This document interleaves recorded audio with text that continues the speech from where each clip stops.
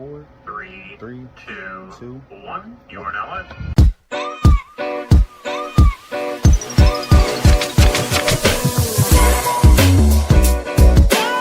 Former athlete, businessman, model, fashion influencer, father of 3. Don't be a hating ass bitch. This guy was good. Thank you for having me, Kobe. This is fun. Crazy game, stay crazy, sign it.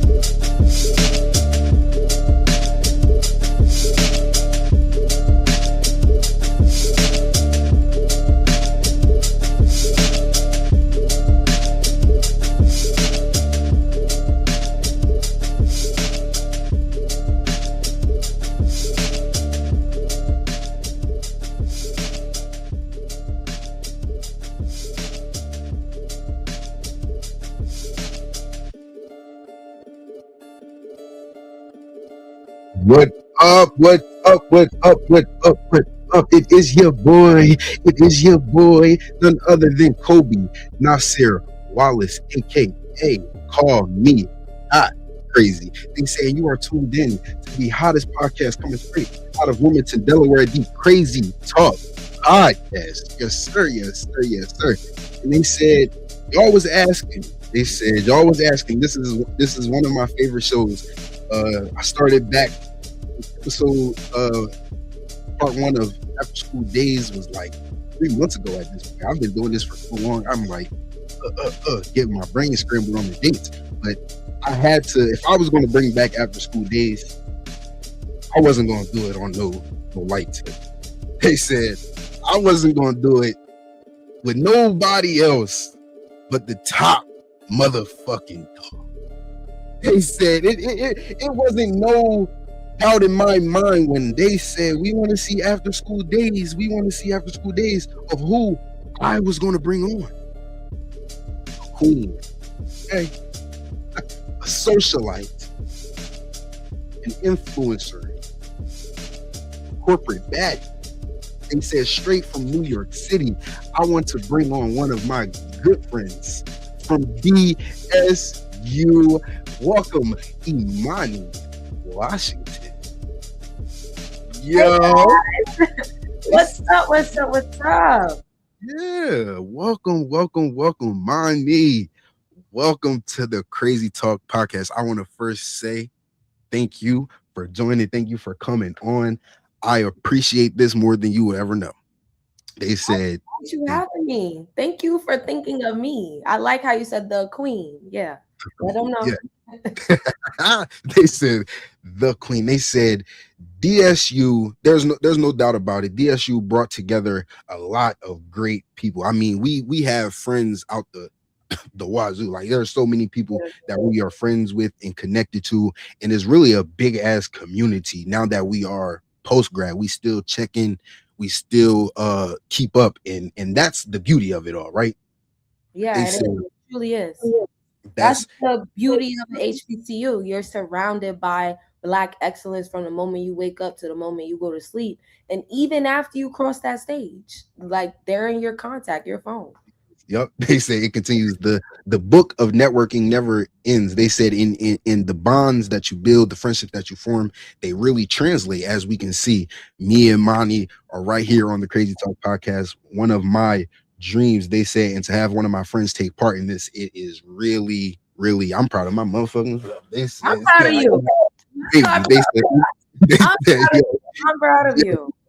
They said today we have a jam-packed episode. They said we have a lot to discuss, a lot to talk about. And in After School Daze, yes, it is us talking about our post-grad life, also talking about our experiences while at an HBCU, but also the real world things that we don't really have those conversations in our communities, right? They said the real things that people tend to overlook, right? They said, so today, strap in, y'all. They said we are going to be very informative, they said we are educated, so we will be educational. They said, and we will be entertaining because that's all we know how to do. Yeah, you know? fun. We get the Exactly. done, but we fun. They said no. They said we get the business done and we get the party going. Okay. They Oh, I said like that's that one. always been, yes. Me and Imani have always connected on getting the party going. They said Imani, and that's what I want to start off talking about. They said us landing at DSU. The audience, they already know how I came to be a Delaware State University Hornet. Tell us your journey in becoming a Delaware State Hornet. Was that your first choice? Where was this at on the list? Yes, I love that question. So I'm born and raised in Harlem, New York. I went to PWI Catholic schools my entire life. Well, especially high school. High school, I was like, I gotta get my culture back. I need to be surrounded by people that look like me. I want to be inspired. I want culture, all of that. So I applied to all the HBCUs. Delaware State was not my first choice, but I am so glad that I picked it. I had other options. I'm gonna just shout them out. They might be watching. My top option was Spelman, and my second option was Dillard University. All HBCUs, but Delaware State University gave me the most money. And honestly, my mom been paying for school since I was in pre-K 3. Get that coin. Right. So I was like, yeah, I'm gonna go to Delaware State University, and I committed, and the rest is history. I ran my movie there. Talk about running a fucking movie. Imani, from freshman year, your journey of you continuously stepping out there and being so confident, being yourself at every turn, even though you were a student leader, like you were one of the most recognizable people on campus at any given time. It doesn't matter if we were freshmen or seniors, like they knew Imani Washington. And so that's kind of what I want to talk about next. They said we landed at DSU and you took off running.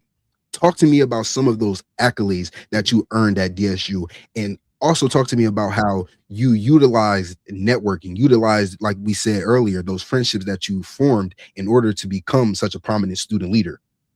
Yes, I love this question. So before I talk about my wins, I also talk about my losses, because my losses ended up being blessings. My freshman year, I came in, like he said, I came in ready to go. I had a dream and I was going to get to that dream. Came in, I said, I'm running for Miss Freshman. I'll be honest with y'all, I lost. I ended up losing. It humbled me. I'm pretty sure Cole was surprised too, me losing. Oh, yeah, because I knew it was on my ballot. They said literally, like, we had the whole freshman class like, what? Yeah. Imani lost, but I lost, but that didn't stop me. Soon as I lost, I said, I'm running for Miss Sophomore. The marathon continues. I told my whole campaign team, I'm going to be Miss Sophomore. Ran on the platform of the marathon continues, honoring Nipsey Hussle, just to let people know that you keep going. Like, when you fall, you get back up. Something my mom always said, it's not how you start, it's how you finish. And that was my main thing. So sophomore year, I ended up winning Miss Sophomore for the 2022 to 2023 academic year. Won Miss Sophomore of all HBCUs, which was a big thing for me, because like it's 107 HBCUs, and I was going to say this against all of them. I'm just just from Harlem. So won that. Then it was time to go more. I'm like, okay, I'm going to be a junior. I'm going to step it up. Ran for Student Government Association, not class board, the entire Student Government Association of the school. Ran for correspondence secretary. I won't lie to y'all, I had a tough race. It was tough. I was not Greek, and I went against the Greeks. And if you go to HBCU, you know it gets real. So, they said your campaigning was always so creative, so thoughtful, and it was like there was no way you can lose that. You know what I'm saying? Like, she was on it. If you went to DSU during them days, campaigning season, that's when it was nice. It was breaking. I think my mom is on here. I'm sorry, I was breaking your pockets. I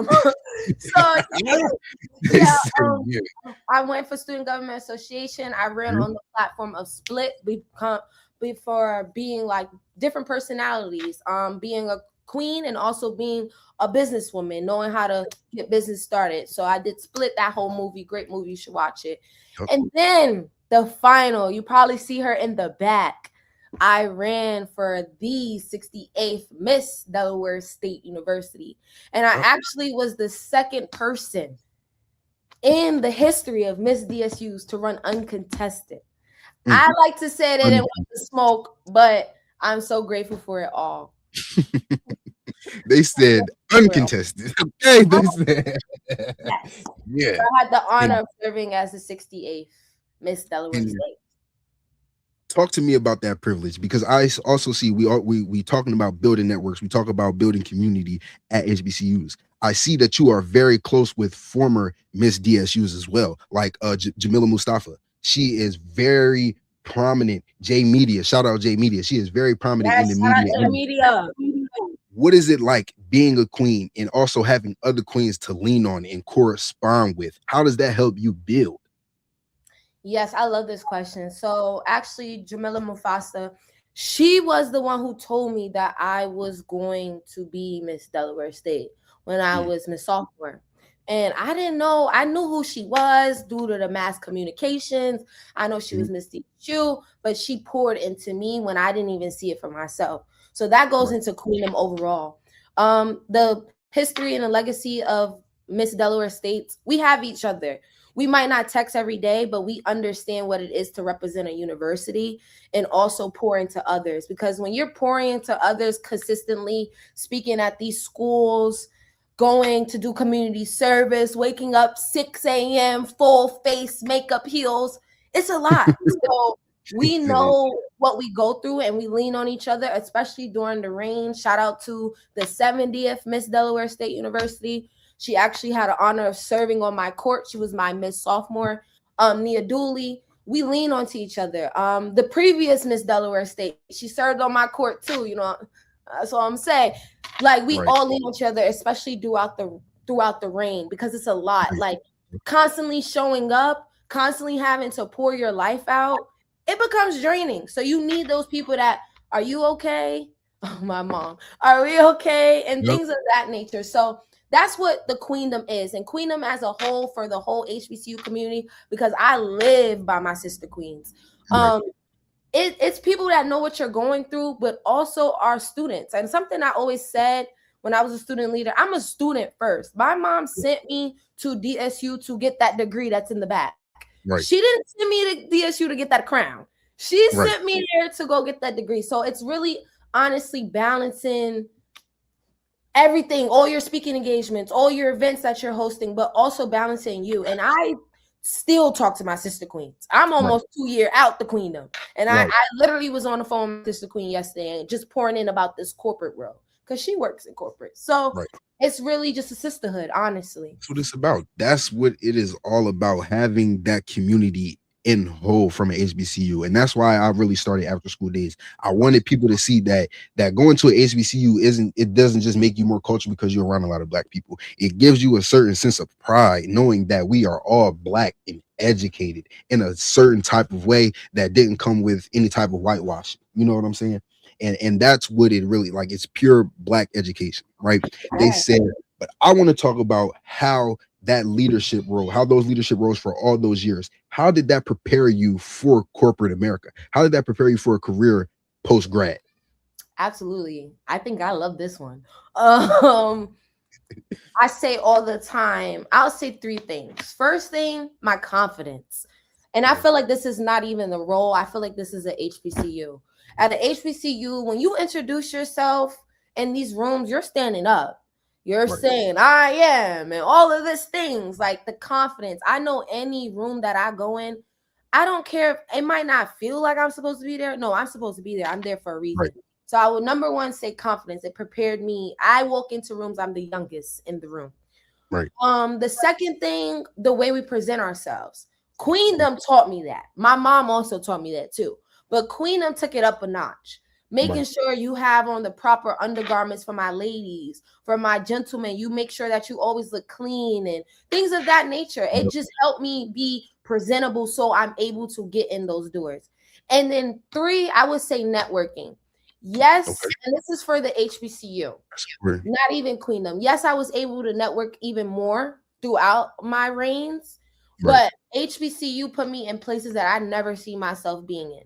They had me going to Indiana. I never thought I would go to Indiana. The only thing I know about Indiana is Michael Jackson. I was able to go to so many different places for the first time throughout my network by just speaking to professors, speaking to my peers. Like Right. one of my peers put me on about the Indiana thing. So I would say all of that helped me get into this corporate and door and helping me as I'm in the corporate door, because I have experience with being in different rooms. If people look like me or if they don't, I also know how to present myself. I know how to talk, walk, and things of that. You have to know, you have to learn how to adjust yourself in these rooms. And I feel like a HBCU, Queendom, all of this student leadership, it does that for you. It really does. It prepared you. I love those takes. I love those takes. I want to say something to add to your point. You said sometimes you're walking into these rooms and you're the youngest in the room. Sometimes I feel like that's a shield or like a Thor's hammer, because it's like I am the youngest in the room, so that means I have the freshest perspective on this thing that we call life, right? They said that doesn't mean that I'm inexperienced. That doesn't mean that I lack this or I lack that. That means that I actually have the freshest perspective on what we should do. Maybe it be in the business or in the boardroom or whatever.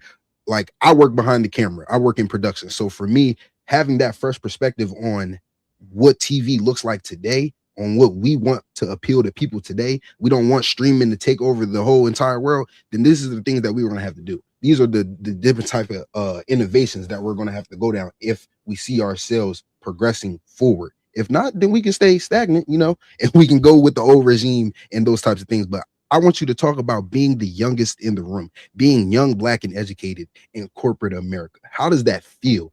Is it emboldening? Like, what do you feel when you walk into those rooms and you are the youngest, but you're educated? One thing about Kobe will tell y'all, I'm Kobe's. No, I'm honest. I'm real. So I'm being real. Straight shooter. Real from Harlem. We all direct out there. Yep. Some days it's great and some days it's not.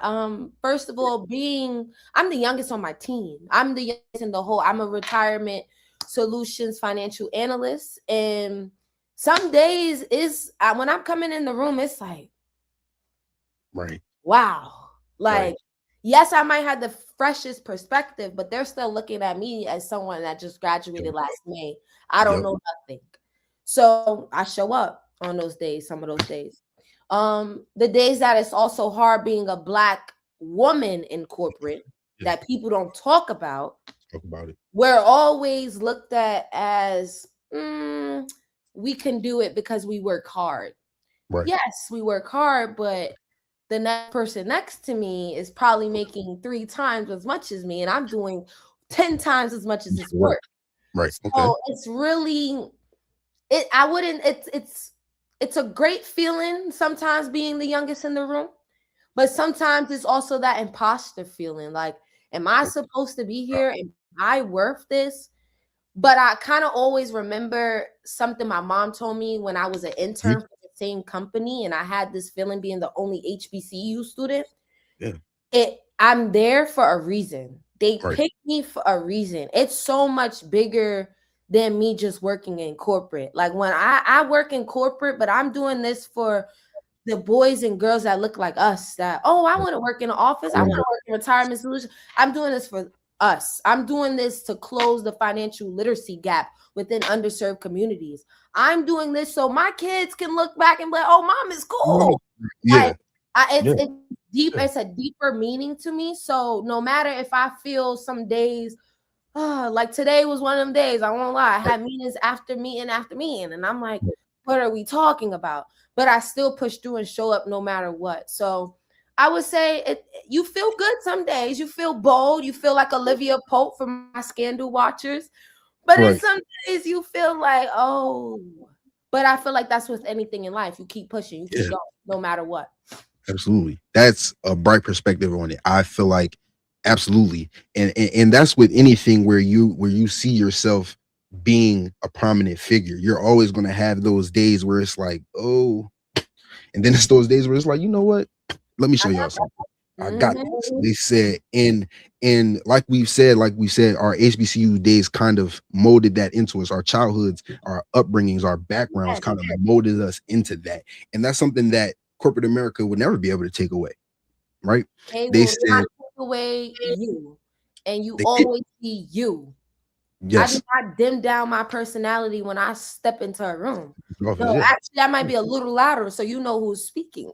Like, They, I know that. Yeah, they said it's me. It's me. I'm here. They said, and that's what I want young Black educated people to start understanding. We don't have to dim our light in order for us to shine with other people. It never has to be that. They said a light fixture is going to shine, whether that bulb over there went out or not. The whole fixture ain't done. You know what I'm saying? So that's what I want us young Black people to start understanding. I love that you have that confidence within yourself to know, no, my personality isn't what got me here. It is my work ethic. It is my knowledge of this position that got me here. And my personality is the cherry on top that y'all gonna eat. They said y'all gonna love me even better. You kind of just made something spark in my head when you was like, it's my, it's my work that got me here. Right. Also, for the people that are watching, maybe in college or post grad, that your GPA don't mean anything. Get that resume together, but also remember you are more than a piece of paper. You're more than a degree. You're more than a resume. You're more than a recommendation. You are you, and that's why you can't dim down that light. You let it shine even brighter. Like he said, that personality is the cherry on top. When you're in an interview and you're being truly yourself, you got it. Like, they're always gonna respect you because you're remaining true to yourself. And that's something I always say, like, no matter what. That's something that people just can't take away from you. Is authenticity, is translation of who you really are. And I feel like that is a lot of where people get messed up in corporate America, at least for us young Black people. We feel like we gotta be somebody different. They said, I want to talk about what helped you build that confidence in corporate America. Like, once you started your position, once you're in the office, once you're seeing things, you're seeing how things work, and you're kind of adapting to this space. What other tools are you picking up there? What other tools are you picking up to say, you know what, I'm gonna keep this, or I'm gonna change this about me, or I'm gonna keep this and I'm gonna do this one this way that they taught me, or I'm gonna do this my own way because I don't like the way that they taught. What are some of those inner workings of becoming young Black in corporate America? Yes. So for me, this is a really good one. What you said earlier was like being the youngest perspective on life. Right. Okay. I use that to my advantage in the corporate world. Right. The corporate world right now, if you're in AI, if you're in medical corporate, marketing corporate, financial services like me, but any corporate that you're in right now, what they're really big on is actually AI and innovation. Okay. So for me, I'm young. We love a chat GPT. We like a co-pilot. So utilizing that in my role to help my peers and also bring to my manager's attention that it's a more innovative way that we can do this. That's something that I learned first on in my role, not even a month in, I created a whole SharePoint site for my team because the SharePoint site they had was a lot of links, a lot of documents. We need to concise this. We need to make this make sense. Did that my first month. So that's something I learned. And also you learn not how to fake it till you make it, but how to fake those conversations.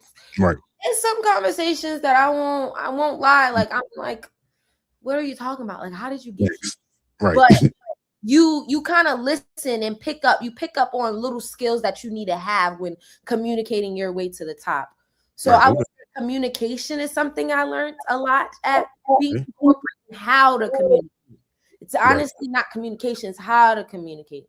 And something else that I would say has helped me throughout corporate, like what that I learned would be, and it's kind of controversial, it will be my peers.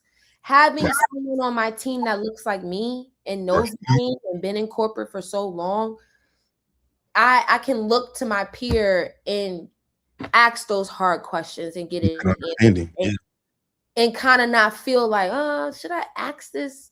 And something I always say is no question is a dumb question. Sometimes you really got to ask the question twice. So like really having those, like, not being put down. And then my last thing I would say, have a white man mentor. They know corporate. They He said, created y'all need to listen up. Y'all need they to listen. created the game. They created all of this. You don't just network with the people that look like you in corporate. No. Go That's- network with those people that don't look like you because they're going to give you the game and they know how to make their way up. Because when those new positions come out and you feel like, oh, I'm not worth it, they're applying. They're telling you apply. So having those mentors, especially a mentor that doesn't look like you, I don't care what the race is, but someone that doesn't look like you and probably didn't have the same background that understands this game. That perfect way to put it. Perfect way to put it. They said I didn't even that little anecdote about having a white mentor, not even a white mentor or someone who is diverse. They said because other ethnicities do get far in these corporate work, in these corporate spaces, in these industries. They said so having someone who doesn't look like you is just as important as having a community that does look like you. Networking. Yes, Kind of the main theme here. Having that skill is amazing. It's amazing.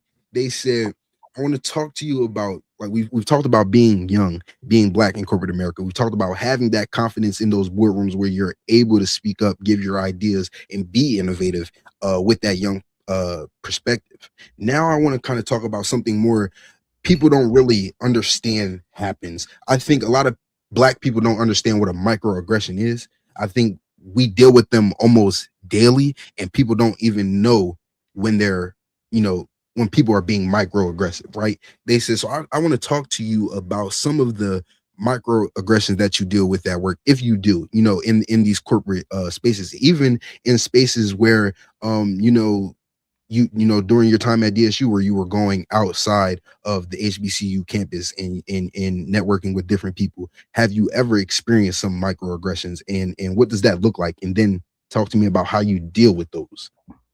Yeah, so I'm actually gonna go a little bit back. I told you guys that I went to a PWI Catholic all girls school for high school. Something that I always was told a microaggression was you speak very well. Very proper. Very proper. We gotta let that sink in because what do you mean? What do you mean I speak? And that was something I always got a lot growing up. Even little things of fast forward when I was in college and I'll go to some of these events that I had to, dress up. My hair might be straight one day, it might be curly the next day. Mm-hmm. Are you really Black? Are you sure you're not mixed with anything? Right. My mama is Black. Right. So little things of that. Those are examples of microaggressions. And then I would say in my role now, I'm so grateful to not experience microaggressions. But when I was an intern, baby, let me tell you, it was so many things. Like it will be about like women. I can't think of them on the top of my head, but I worked with a lot of men. I was in a male-dominated field during my internship. Okay. And it will be like little things about women or like I'm not good enough because I'm a woman. And it's things they really truly don't mean anything when they say it. But it's like, who are you talking to? That microaggressive. Exactly. they can't even help it. Yeah. Literally. And how to kind of stop it, I would say, or how to deal with it. Because you can stop it too. We can get to that. You can, yeah. Exactly. How to deal with it, correct them. Yeah. And you don't do it aggressive because they already trying to be microaggressive. Yeah. So you don't do it aggressive. You really do it like really nicely, really professional. They say you speak well. Now show them that you really speak well.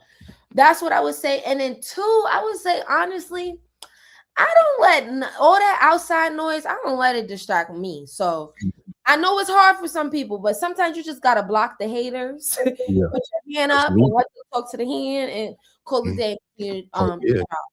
But correcting them, I want to touch on that point. The way you correct them is not in a public setting, number one.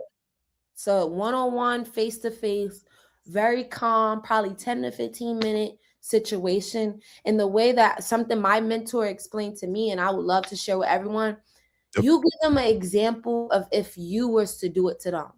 Don't give them a crazy example, Yeah. but you know, Just a little taste of the medicine. Yeah. like what if I said, Cope, you speak very well. Like, Yeah. Yep. oh yeah, it's like, oh, How would that how would that translate to you? Yeah. and my biggest thing about undergrad, I mean not undergrad, after undergrad, postgrad, will be perspective. Some Okay. people just don't understand that. You really just got to put it in a perspective, and that's all it is. Just you hear a slick comment, don't get slick back. That's how you lose your job. That's how they report you to HR. They said that you get put into the office. Yeah. Just make sure you have a calm conversation perspective. It takes you a long way. Like Cope said, put in their selves in your shoes, and you put yourself in their shoes, and that's how it works.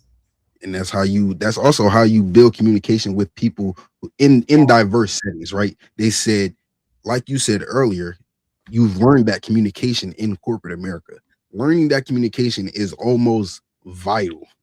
You know what I'm saying? Learning how to communicate with people is almost vital. Learning how to, sometimes it's not what you say, it's how you say it. And I never understood that when the older people said it, but now I do. I was always one of them kids. It's not what you say, it's how you. My bad. I'm sorry. Yeah, they said I'm much more knowledgeable about my words nowadays and how I say them. Right? Yes. They said so. That is become like it's all going back to that point, evolving as a young Black educated person. I want to talk to you because you kind of touched on it a little bit, being a woman in male dominated spaces. Talk to me more about that. Talk to me more about not just the microaggressions that you face with other men, but the kind of the doubt of, if I'm here with you, how are you able to get this job done? I want to know the similarities of you, because how can a woman sit at the same spot as me? Because some men do feel that just giving, kind of the inside of the man's perspective is, how could I be sitting at the same seat with a woman? What does that feel like from the woman's perspective or the woman's side? Does that kind of shelter how you show up in male dominated spaces, or does that make you go even harder in male dominated spaces? Make me go harder. Me being in those male dominated spaces, I work in financial services. Financial services is a male dominated field. It's about 6 to 8% of women in this industry. 6% is Black women in this industry. So you see these percentages not even hitting 10 yet. Yeah. So it definitely makes me go harder, because again, I really think about a little girl that might want to do the same thing. So I got to go hard.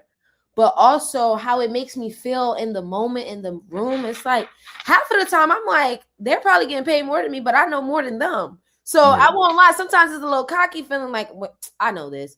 But also sometimes it is, I think men are really good with numbers. I always say this. So sometimes I feel that imposter syndrome. Like maybe I need to go recalculate. Maybe I need to go see if I did this the right way. That self-doubt type of thing. Yeah. But it's kind of really just pushing through, remaining yourself, asking them those questions too. I love to pick the men brain in corporate because they have so much knowledge on it, because they have been in it. They probably accounting majors and all of that for so long. I was poli-sci major. So it's like, really picking their brains and stuff. But I won't lie to you. Sometimes I'm like, oh, I don't know if I really did this right. Maybe I should go calculate it. And I'll be in a meeting recalculating stuff, or let me go double check. And now I'm approaching 1 year in my role. Now it's more like, I'm not checking it. I need to be confident in what I think. And I'm going to say, and if it's wrong, it's wrong. I love feedback. I love criticism. It makes me grow. It makes me evolve even more. So that's really how I've been handling it. And that's really how it probably feels for other women who are in these male-dominated places. It's like, we know you guys feel like we're not supposed to be at the table. Trust me, we know. But we bring our chair to the table. Yeah. And that's what I do all the time. And most of the time, I won't lie, I'm in these meetings with predominantly white men. And I'm the only Black woman. So, you know, sometimes we get that Black women get that real aggressive or really mean, or our face, you know, they say we have Yeah. a resting face. Right. Right. So, like, you know, different things of that nature. So sometimes I see myself trying to smile a little bit more, Okay. trying to sit up a little bit more like the man, you know, like I'm trying to bring my Right. little hustle to it Trying too. to, yeah. Right. Okay. But Right. I'm forever going to be myself and be a Black woman who's a strong Black woman that knows and educated no matter what. As you should. As you should. You talked about now that we are post grad. You're in grad school though. You're I still in am. school. You're still pursuing higher education.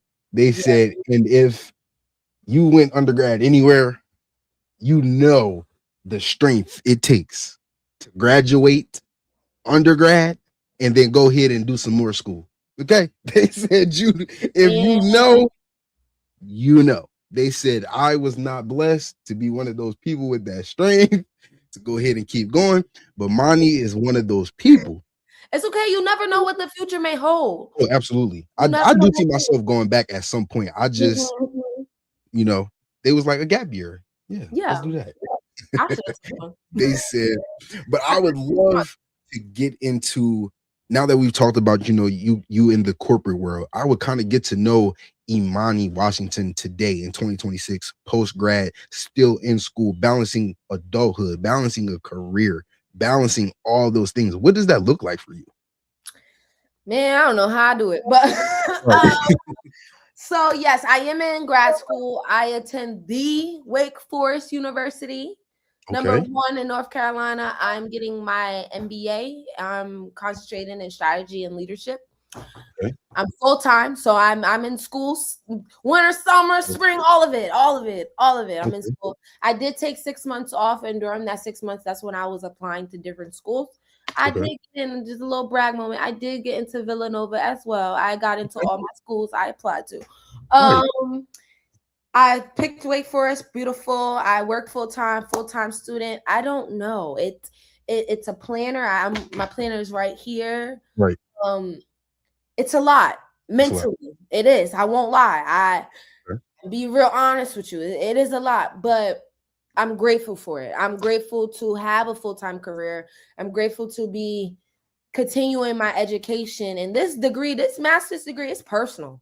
It's real personal because I wasn't forced to go back to school. Now, for that undergrad, my mom said I had to go to school. But for this, I wasn't forced to go back to school. It's not a requirement for my job role or anything. I just wanted to go back to school because I said, if I take a break, I don't know if I'm gonna really go back. So I went back. But what today looks like, not the same Imani from freshman year. I feel like I have, you know, I don't say everything that's on my mind anymore. We kind of touched on before. I'm prioritizing myself more. I feel like all throughout undergrad, and even before undergrad, I poured into so many people that I forgot what it was to pour into myself. So, oh, thank you. So I forgot what it was to pour into myself. And now I feel like I give more time and more grace to myself, knowing that I'm not perfect. I'm very spiritual. I attend church every Sunday. I'm in my Bible study every Thursday. I wish I could do Wednesdays, but I do Thursdays. But different things of that. Like, I'm just happier. I don't live on the East Coast anymore. I moved a month after, not even. I moved a few days after graduation. It was like we graduated in. Yeah, like we graduated. We turned up, of course. Shout out to I moved back home. I didn't even unpack when I moved back home. Moved back home, and all during that time for graduation, like I was even more excited because I closed on my first apartment, which I'm in now. So I know that's moved like that. And I live in Columbus, Ohio, and I truly love living in the Midwest because it makes me slow down. Different over there, yeah. Yes, it makes me appreciate what I have and not think about what's next, because that's my problem, and you probably know this. I'm always like, what's next? What's next? Okay. I gotta slow down. Yeah. So I've been balancing everything. Some days I won't lie, I be talking to my mom or my girlfriends. I'm like, I don't want to do this. I'm just Right. tired of it. And I'm gonna be real with you guys because people don't share this part of it. But Okay. I always kind of remember, like, okay, I know what I'm doing it for. And then some days I'm like, I don't want to do this assignment, but I Right. have to because Imani is paying for it. Shout out to my job too, but Imani is paying for this degree, so I have to You know what I do mean? it. Yeah. Yeah. So that's what's been up with me. Yeah. I know that's right. They said that is what it's all about. Being in your early 20s, it's no cakewalk. It really is no cakewalk. They said, but when you have the community, when you have the right upbringing, when you have a village, as they would say, it makes life that much, more palatable. It makes it easier to do certain things that you want to do. And this one right here has done everything she has set out to do since I have met her, since I have known her. She has been a go getter. And Monty, I'm watching. They said so. I'm watching. They Not said yet. so. I am ready for whatever is next to come for you. They said you. I'm proud of you first and foremost. We talk about that. They said you have really been influential. If you did not know, on just the confidence that a lot of us have, coming out of DSU, and where our HBCU is today. They said you had a huge hand in that. They said, I want to thank you again for coming on the Crazy Talk podcast, coming on after Skool Daze. This was fun. Didn't I tell y'all at the beginning of this was going to be informative. It was going to be educational. And of course, you were going to be entertained. I don't lie. They said, He doesn't.